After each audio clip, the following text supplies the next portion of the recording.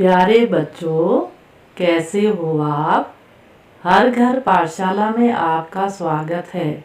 उम्मीद करती हूँ आप पढ़ाई भी कर रहे होंगे। तो आओ बच्चों, आज हम कक्षा 8वीं विषय हिंदी उपचारात्मक शिक्षण के रूप में एक नया विषय लेते हैं। नया विषय है हमारा बच्चों वाक्यांश बोधक। अनेक शब्दों के लिए एक शब्द का प्रयोग कैसे किया जाता है, आओ आज हम इसको जानते हैं। वाक्य का जो अंश होता है उसको कैसे हम छोटा करके एक शब्द में लिख सकते हैं, तो इसकी जानकारी आज हम जानते हैं। तो अब मैंने 2 वाक्य यहाँ पे लिखे हैं। यासुकी चांद मेहनत करने वाली है। इस वाक्य को हम ऐसे भी लिख सकते हैं, यासुकी चांद परिश्रमी है। जॉर्ज काम से जी चुराता है। जॉर्ज कामचोर है। तो आप समझ गए होंगे कि मेहनत करने वाले को हमने परिश्रमी लिख दिया और काम से जी चुराना कामचोर। तो वाक्य का जो बड़ा भाग था उसको हमने एक शब्द में छोटा लिख दिया, यही वाक्यांश बोधक है। आओ अब नए वाक्यांश बोधक जानते हैं। वाक्यांश है जो कभी बूढ़ा ना हो, इसके लिए एक शब्द है बच्चों अजर। जिसका कोई शत्रु ना हो, अजात शत्रु। जो जीता ना जा सके, अजय। जो दिखाई ना पड़े, अदृश्य। जिसके समान कोई ना हो, अद्वितीय। हृदय की बातें जानने वाला, अंतर्यामी।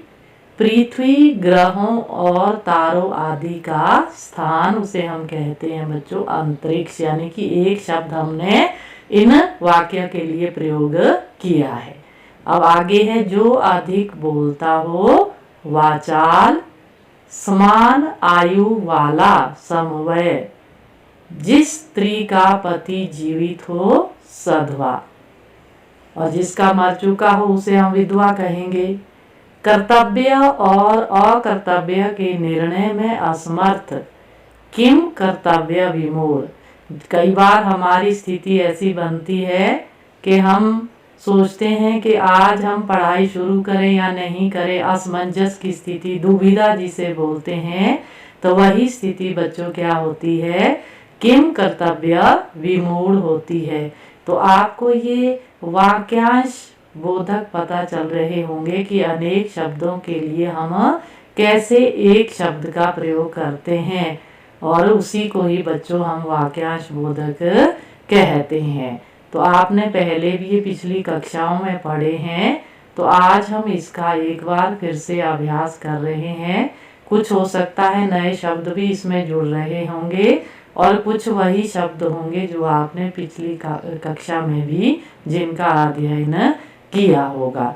तो आपने इन शब्दों को अच्छे से याद करना है ताकि परीक्षा में आप इनको सही रूप से लिख सको बच्चों।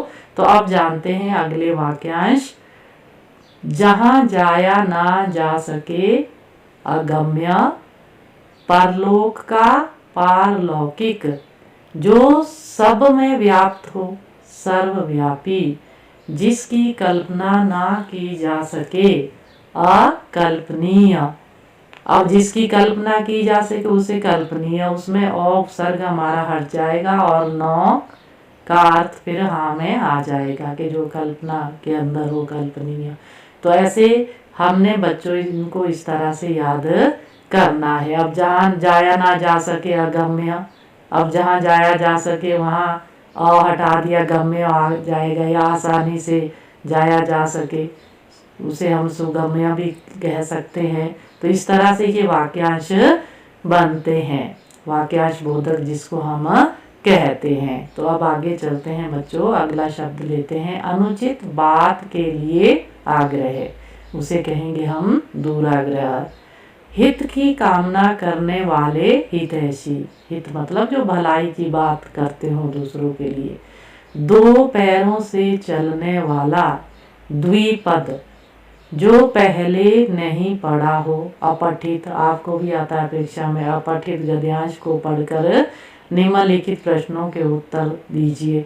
वो आपकी पाठ्य पुस्तक में किसी पाठ से नहीं लिया जाता है जो अपठित गद्यांश होता है, तो उसमें से आपको फिर पढ़कर प्रश्नों के उत्तर देने होते हैं। तो अब आप अपठित को समझ गए होंगे कि जो पहले नहीं पढ़ा हो उसे हम अपठित कहते हैं।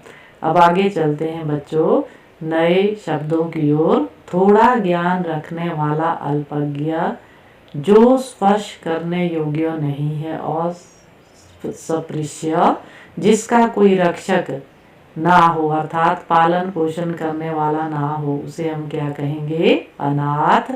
पसीने से उत्पन्न होने वाला स्वेदज जो पसीने से उत्पन्न होता हो।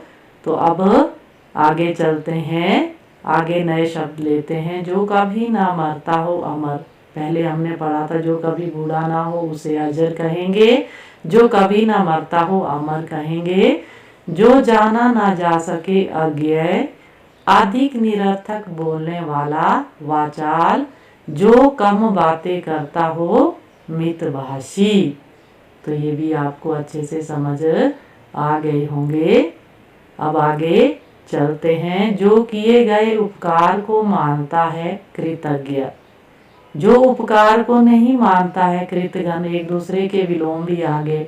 जिसके आने की तिथि निर्धारित ना हो अतिथि, जो ईश्वर में विश्वास रखने वाला हो आस्तिक।